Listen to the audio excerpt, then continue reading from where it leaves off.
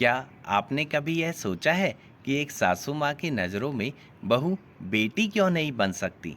विवाह के दौरान लड़की के सास ससुर यह कहते हैं कि हमारी बहू को हम अपनी बेटी की तरह रखेंगे, पर क्या यह बात सत्य है?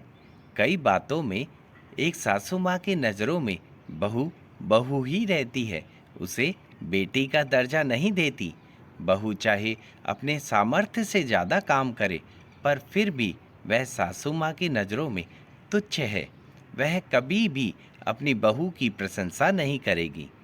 जहाँ दो औरतें आपस में मिल जाती हैं, वे बहू की बड़ाई करना तो दूर, बुराइयों के पुल बांध देती हैं। हर सासू माँ की जुबां पर एक ही बात रहती है कि बहू तूने ये नहीं किया, वो नहीं किया, क्या तुम्हें ये भी नहीं सिखाया गया?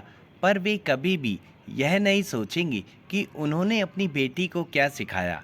एक सासू माँ को सबसे ज़्यादा दुख तो तब होता है जब उसकी बेटी के ससुराल में कोई मेहमान आ जाता है और उसकी बेटी को काम करना पड़ता है।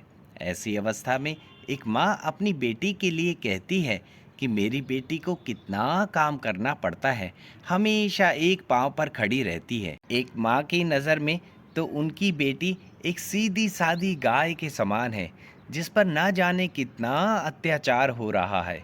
वहीं एक बहू की बात आती है तो उनकी नज़र में एक सींग मारने वाली गाय के समान है।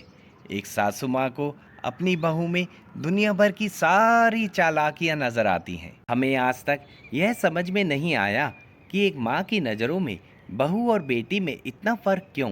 क्यों एक सासू माँ अपनी बहू को बेटी का दर्जा नहीं देती?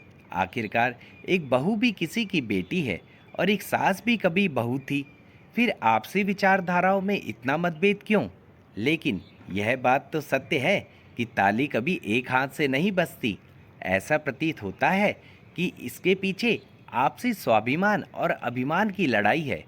इनके बीच में जो कोई भी आता है, पिस के रह जाता है। इसलिए कहा जाता है, चलती चाकी देख के दियो कबीरा रोए, दो पाटन के बीच में साबुत बचा न कोई।